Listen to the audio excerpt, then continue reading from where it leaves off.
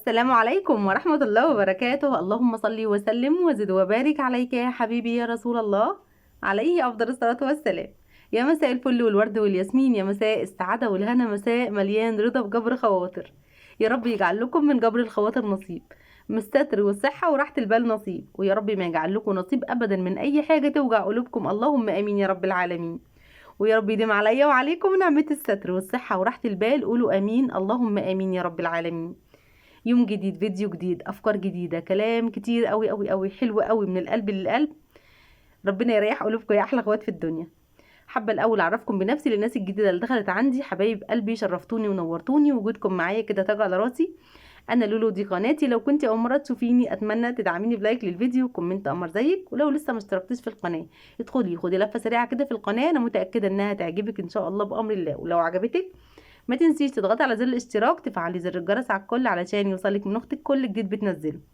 نصلي على النبي كده عليه افضل الصلاه والسلام. وما تنسيش تكتبي لي تحت في الكومنتات بتتابعيني من انهي بلد علشان ارحب بيكي. وجودكم معايا احلى حاجه في الدنيا، ربنا يديمكم نعمه في حياتي، احلى اخوات في الدنيا. فيديو النهارده مليان رغاوي ونظافه، مليان افكار حلوه قوي قوي قوي، هتعجبك وتستفادي منها، بس كملي معايا الفيديو للنهايه. نعطر يومنا ونعطر بقنا كده بالصلاه على النبي، اللهم صل وسلم وزد وبارك عليك يا حبيبي يا رسول الله، عليه افضل الصلاه والسلام. روتين النهارده بادئ متاخر شويه، بادئ من بعد العصر، لا هقول لك من الفجر ولا هقول لك من الظهر، على حسب طبعا يومي وعلى حسب روتيني اليومي وعلى حسب المصالح اللي بتبقى عندي والحاجات اللي بتبقى عندي امتى ببدا تصوير. انا في اليوم ده بادئه من بعد العصر مباشره، بسم الله ما شاء الله. كان عندي مواعين بتاعه الفطار غسلتها، وكان عندي فطار عايز يتعمل عملته لهم، وكنت عشان ابدا اشتغل في الاكل وفي الغداء قلت لا ادي البوتاجاز تلميعه حلوه كده علشان ابقى شغاله على النظافه. انت كمان مش لازم بوتاجازك يقعد باليومين والثلاثه والاربعه ما يتغسلش كل يوم، يا اما تعمليه قبل ما تبداي غدا، وفي الغالب ده يعني استبعدي الفكره دي شويه وخليكي كل يوم تعمليه بعد ما تخلصي غدا. يعني لو انت حابه تشتغلي على النظافه تمام، اديله تلميعه زي الفل، وبعد ما تخلصي غدا اعملي الغدا كده كده هيبقى نظيف معاكي يا دوبك، بس هتلمعي تمشي عليه بالفوطه المبلوله شويه ميه وصابون والدنيا عندك هتبقى تمام 100 فل و10. ما تخليش حاجات متوسخه تبقى متراكمه عليكي، صدقيني هتاخد منك وقت ومجهود كبير جدا ومتعب هيبقى ليكي جدا ان انت تراكمي حاجات عليكي. البوتاجاز اول باول، المواعين اول باول، حط المطبخ اول باول، الرخامه اول باول، الحيطه اللي جنب البوتاجاز، ظهر البوتاجاز ووشه، الحاجات دي بتبقى بسيطه جدا، بس لو راكمتي الحاجات دي عليكي او قعدتي فتره ما تعمليش الحاجات دي هتلاقي الموضوع متعب. زي بالظبط ما تراكمي حبه غسيل، تراكمي غسيل بتلاقي من اول بس كده ما شويه الغسيل بيكتروا شويه، كل البيت كل اللي خارج بيخرج على طول، لو معاكي ولاد لو معاكي بنات في دروس يعني او حد خارج رايح الشغل قصدي، بيسيبوا كل الهدوم اللي في الدولاب ودايما يدوروا على الحاجه اللي انت عارفه ان هي محطوطه في قلب الغسيل. فما تراكميش على غسيل عليكي خالص، اول باول كل يوم حطي حطتين اتنين بس في الغساله، حاطه الصبح وحاطه بالليل، وانشري. الناس اللي بتشتكي من الغسيل بيكمكم، الغسيل بتبقى ريحته وحشه، الغسيل ما بيبقاش نظيف، الغسيل يا امرايه ما ينفعش يبات في الغساله. مبدئيا كده اتحط في الغساله، الغساله صفرت، سواء كنت بتغسلي الغساله ام روحين، خلصت غسيل ما سيبش الغسيل يتصفى او ما اغسلوش واسيبه في الطبق شويه، واما ابقى افضى ان شاء الله باذن الله بنشره. لا اول باول كده الغسيل، حتى لو انت حاطه معطر او حتى لو غاسله باي مسحوق، سبحان الله الهدوم بتبقى ريحتها حلوه. باتت قعدت ساعتين ثلاثه في الحر ده بتبقى الهدوم لازم تتشطف تاني، ما ينفعش تنشريها بعد ما سبتيها كمكمت في الحر ده. هتعملي غدا ايه النهارده يا لولو؟ هنعمل مع بعض صينيه مكرونه بشاميل كده تستاهل بقكم بالف هنا وشفا يا رب. ما كانش عندي لحمه متعصجه في الفريزر، طلعت كده ربع كيلو من اللحمه، فرمت حبه بصل حلوين، واقفه بعمل الاكل يبقى بتلاقيني مولعه الاربع عيون بوتاجاز. تمام، مولعه الاربع عيون بوتاجاز، كل عين عليها حاجه، تلاقي الوقت بسم الله ما شاء الله اللي انت هتضيعيه طول النهار واقفه في المطبخ، لا الوقت ده اتحجم، بدل ما هقعد ساعتين في المطبخ لا ده انا بقعد نص ساعه بس، ايدي في دي وايدي في دي وايدي في دي، بسم الله ما شاء الله الاقي الحاجات كل الحاجات اللي عندي خلصت. احنا كستات بيوت بسم الله ما شاء الله بيبقى ناقص نجيب سرير نحطه في المطبخ من كتر طول الوقت اللي احنا بنقضيه في المطبخ. لا احنا مش عايزين نقضي وقت طويل في المطبخ يضيع عليك اليوم، يخليكي ما انتش فاضيه حتى تروقي بره ولا تبصي بره ولا تبصي على عيالك ولا مركزه مع جوزك ولا مركزه مع العيال في مدارسهم ودروسهم ولا اي حاجه خالص. عودي نفسك ان انت تبقي سريعه، تبقي نشيطه، ما تعوديش نفسك ان انت تبقي من الناس اللي هي رايقه قوي في نفسها، في حاجات بتستدعي ان انا لازم ابقى رايقه. زي ايه؟ زي لو في مشكله، زي لو في جوزي بيزعق، زي لو في اي حوار مع اخواتي، اي حوار مع اهلي، اي مشكله وارد بتحصل في بيوتنا كلنا، الحاجات دي هي اللي لازم تبقي فيها حضرتك هاديه شويه ورايقه في نفسك شويه. لكن شغل البيت تنظيف وترويق ونظافه وغسيل ونشر واكل ما ينفعش فيه الروقان نهائي. حتى لو انت رايقه هتلاقي بناتك اتعلموا منك الروقان، وده بيبقى روقان بزياده بيحرق الدم. الصراحه احنا مش عايزين نبقى رايقين لدرجه تحرق دم اللي قدامنا، لا، ابقى نشيطه وسريعه اخلص حاجتي كلها، وبعد كده عايزينك تبقي رايقه في كل حاجه تانية بعد كده. حطيت كيلو مكرونه كده يتسلق على النار، وحطيت فرمت البصل وحطيت عليه حته زبده وشويه سمنه وشويه زيت، حته زبده وشويه زيت، ما حطيتش سمنه. كان عندي نص كيلو بالظبط من اللبن، وكان عندي تقريبا برضو نص كيلو من الشوربه. طلعت كيس اللبن وكيس الشوربه، زودت عليهم شويه ميه، وقلت اخليهم يفكوا مع نفسهم خالص عشان انا هعمل البشاميل. هحمر الدقيق في السمنه، فحاجه بتبقى سخنه وحاجه بتبقى بارده. لو انت بتعملي بشاميل وكنت غاليه اللبن وخدت اللبن بيغلي زودتيه على الدقيق والسمنه اللي انت على النار برضو، يعني الاتنين سخنين، هتبص تلاقي البشاميل اللي كلكع معاكي ومبقاش مظبوط خالص. حاجه دايما ساقعه وحاجه دايما سخنه، يا اما اللبن سخن يا اما الدقيق والسمنه سخنين. لكن حاجه بارده وحاجه سخنه، حاجه بارده وحاجه سخنه ما بيكلكعش معاكي خالص. غير كده لا، ما بيظبطش معاكي خالص البشاميل. جربت كذا مره اعمله على البارد يا بنات، اللي هو حطيت الدقيق وحطيت مكعب السمنه وحطيت البهارات والتوابل بتاعتي، كان طعمه حلو. بس سمعت كذا دكتور يعني قال بلاش بلاش تعملوا بشاميل على البارد، علشان كانك بتاكلي عجين في بطنك وما بيبقاش صحي قوي. طيب عايزاك تصلي بينا على النبي كده عليه افضل الصلاه والسلام. انا جوزي امرايه نكر الخير. انا جوزي انا عارفه ان هو شغال ومعاه فلوس ومبسوط جدا وظروفه زي الفل، بس بيجي عندي انا وبينكر خيره. عارفه ان هو قايم بالواجب مع اخواته ومع مامته وباباه، الواجب بزياده، بيدي وبيراضي بزياده. يجي عندي انا او عندي بيته وعياله، لا، الفلوس بتقل، بيبقى ما فيش وبيبقى معيش وتبقى الظروف ما تسمحش، واصبروا عليا شويه واستنوني شويه، وانا زهقت واتخنقت ومش عارفه اعمل ايه. بصي يا قمر، هقول لك كلمتين اتنين حطيهم حلقه في ودنك. حبيبه قلبي، صلي بينا على النبي كده عليه افضل الصلاه والسلام. لو جوزك مكفيكي اكل وشرب ومصاريف ومش ناقصك حاجه، ما تبصيش وما تدوريش بيدي ايه لاهله. ليه؟ لان هو لو ما برش اهله مش هيبرك، لو ما كانش ليه خير في اهله مش هيبقى ليه خير فيكي ولا في عيالك. طيب هو بيدي، خلينا يعني نبقى واقعيين وعلى ارض الواقع، مش هنتكلم في حاجات من كوكب تاني او من عالم تاني. بيدي من الاخر بيستغفلوه. تمام، لو هما بيستغفلوه من الاخر وظروفهم كويسه ومعاهم ومبسوطين، اخته معاها وما شاء الله الله اكبر فلوس ومعاها ذهب ومعاها وتيجي عنده هو، اصلا انا ما معيش، اصلا انا ظروفي ما تسمحش، اصل اجيب لي العلاج للواد، اصلا انا عايزه اروح اكشف مش قادره. طبعا استحاله يبقى عارف ظروف اخته مش كويسه وما يديهاش. طيب في الحاله دي، في حاله ان انا ابقى عارفه ان هي بتستغفله او بتستهبل عليه او بتسحب منه اي فلوس عشان هو مني غلبان، انا اعمل ايه في الحاله دي؟ في الحاله دي انت ممكن تقعدي مع جوزك وتقولي حبيب قلبي هي ظروفها كويسه، هي معاها، انت عايز تعيد عليها، عايز تهديها، عايز تجاملها في مناسبه، تمام زي الفل.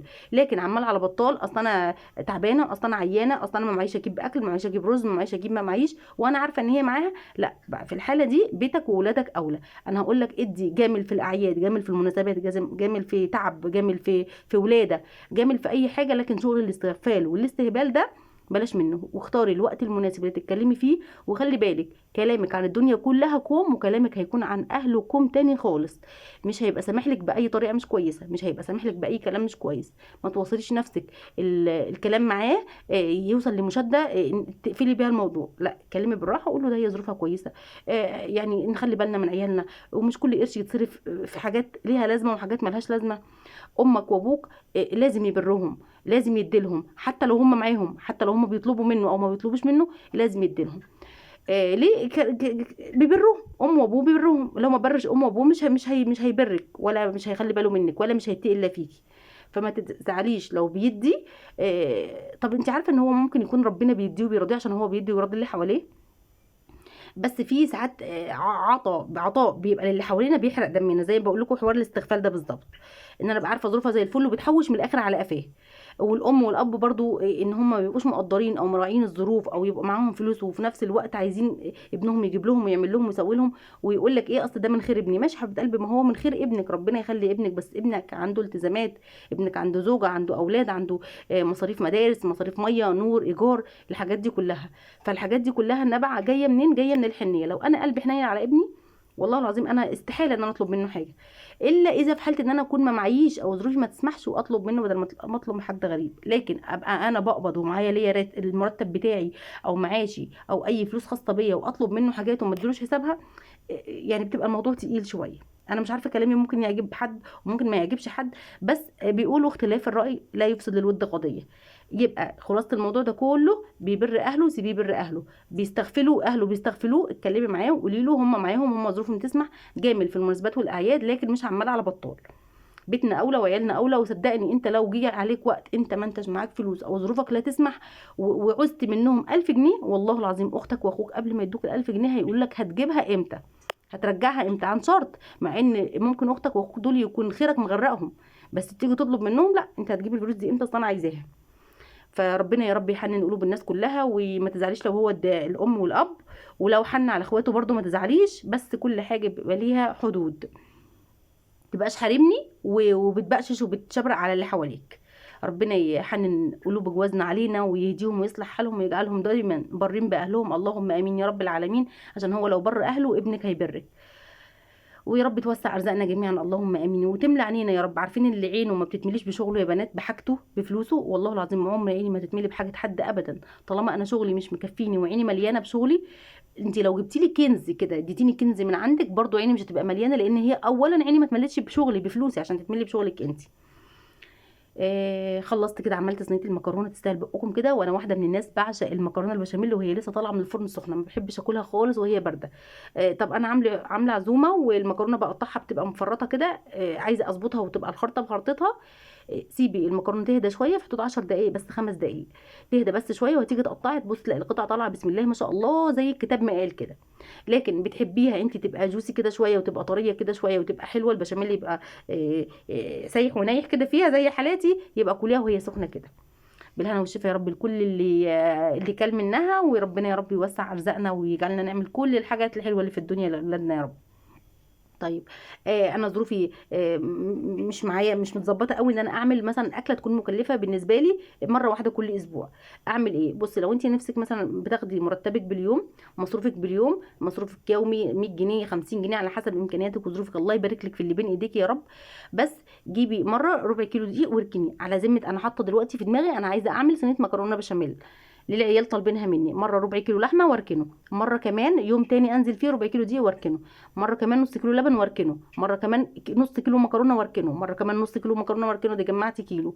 حاجه في حاجه هتلاقي الدنيا متيسره بالنسبه لك، وهتلاقي نفسك ما انتيش مزنوقه في مجايب الحاجه او عمايل الحاجه، وهتلاقي الدنيا كده جايه لك كده من واسع. ربنا يوسع رزقي ورزقكم، اللهم امين يا رب العالمين. حطوا لايك حلو للفيديو يا بنات، ربنا يسعد قلوبكم ويجعل لكم كده من سعاده الدنيا والاخره نصيب، اللهم امين يا رب العالمين. طيب، عايزين نظبط الدنيا كده على العيد، نفسي في حاجات كتير اجيبها والظروف الشهر ده ما تسمحش. كلنا بنبقى عايزين على العيد يا بنات نجيب ونصنف ونشكل، نجيب ضيافه العيد، نجيب اللهم صل على النبي حلويات سوداني الحاجات دي كلها، نفسي اجيب مشايه، نفسي اجيب سجاده، نفسي اجدد حاجه في البيت. ما ينفعش الشهر ده تجيبي حاجه، ما ينفعش تبقي انت عارفه ان العيد جاي في شهر 6 وانت عندك طول السنه، او عندك من بعد رمضان يعني شهرين و10 ايام 70 يوم ما بين العيد الكبير والعيد الصغير. الشهرين و10 ايام دول ما عملتيش فيهم حاجه، تيجي تجيبي حاجات للبيت من مصروف شهر العيد. لا، مصروف شهر العيد هيكفيكي لحمه، ولا هيكفيكي لو حاجه ناقصه في بيتك بسيطه تجيبيها، ولا هيكفيكي مصاريف العاديه، ولا هيكفيكي مراجعات للعيال ودروس في الضغط اللي احنا فيه. حاولي تكوني عاقله شويه وحاولي تفكري كويس وتركزي كويس. ما ينفعش انا قبضت اهو، القبض نزل امبارح او نزل النهارده او هينزل يوم واحد على حسب قبضك، اخد القبض واروح اجيب حافظه للسجاده، اروح اجيب وحده بديل سجاد، اروح اجيب مفرش التسريحه، اروح اجيب فازه ورد، كل ده من مصروف البيت. لا، انت كده المصروف هيخرم معاكي والدنيا هتبقى معاكي مش ظابطه خالص. الحاجات الرفاهيات اللي احنا بنجيبها دي او الكماليات، الحاجات اللي احنا بنجيبها بنكمل بيها حياتنا او بنجمل بيها حياتنا، دي حضرتك تكوني عامله لها حصاله صغيره، يعني رمي فيها اي قرش كده من ورا ظهرك ما يجيش يزنقك الشهر بتاع العيد. اتزنقتي ربنا يكفيك شر السلف والدين والناس اللي عليها دين ومش عارفه تسدده. ربنا يا ربي عليكي بالاستغفار، وربنا يا رب يسدد دينك، اللهم امين. الاستغفار بيفك الكرب وبيزيح الغمه، وببركه الاستغفار ربنا بيزيح حاجات كتير قوي يا بنات وحشه.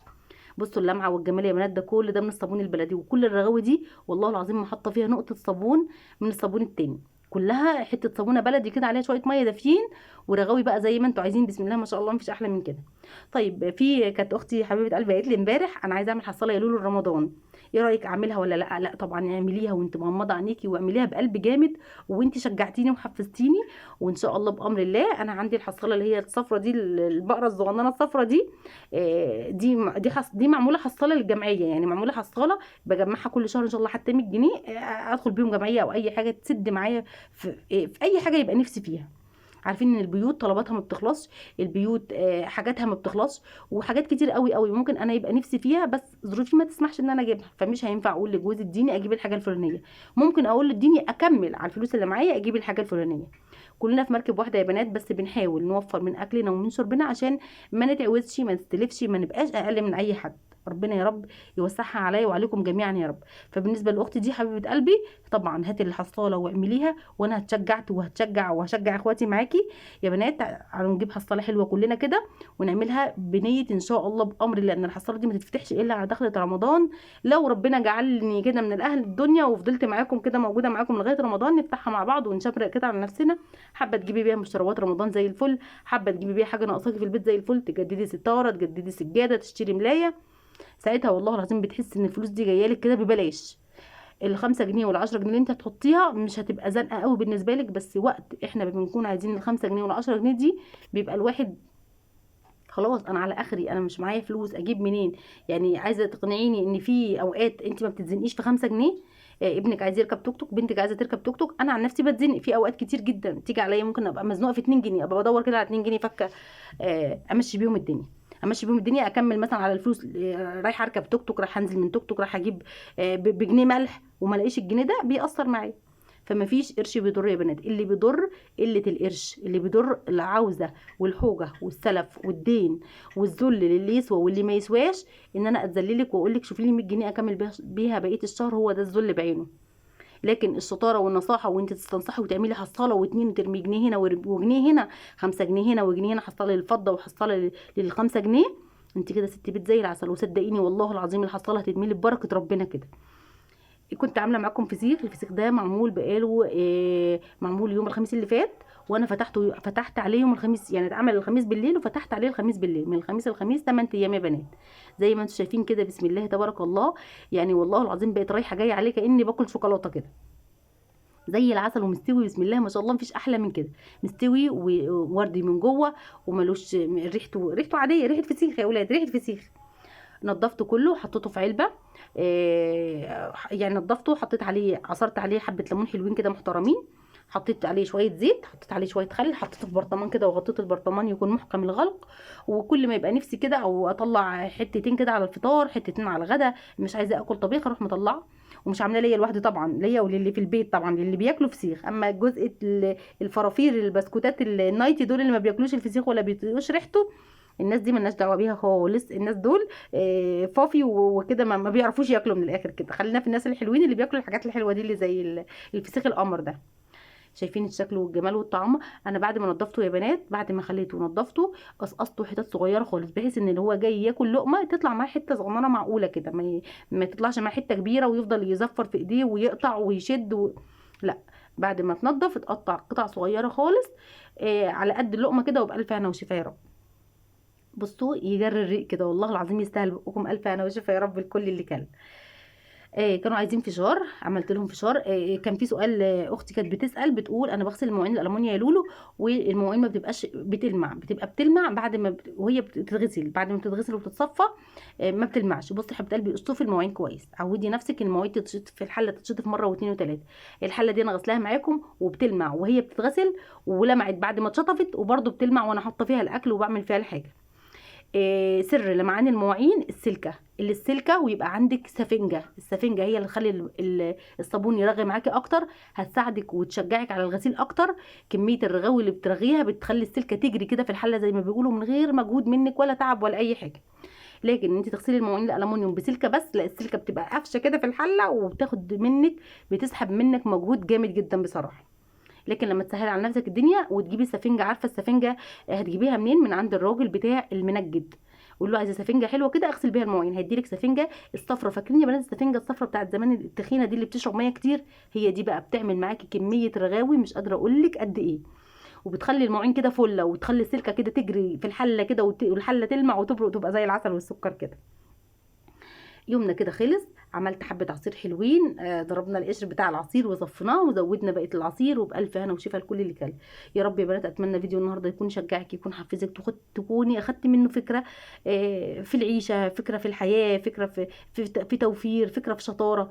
اكون حفزتك ان انت تعملي حصاله، حفزتك تقومي تنضفي حاجه ويبقى قلبك حامي كده، اكون شجعتك باي حاجه. فبالله عليك لو كنت طلعت من الفيديو بفكره واحده بس مفيده، ما تبخليش على اختك، تحطي لي لايك كده وتحطي لي كومنت، واوعي تنسي ترفعي الفيديو بالصلاه على النبي، وتعطري بقك وتعطري يومك، وكل حاجه ايدك تتحط فيها تتعطر بالصلاه على النبي وبالاستغفار. الاستغفار هيغير حياتك 180 درجه. جربي لو عليكي دين، لو عليكي فلوس لحد، لو مزنوقه، لو مصروف بيتك مش بيكفي، لو الظروف عندك مش احلى حاجه، جربي كده تستغفري وركعتين اتنين صليهم في جوف الليل. وشوفي قدرة ربنا على تغيير حياتك للأفضل مليون درجة. سلام عليكم.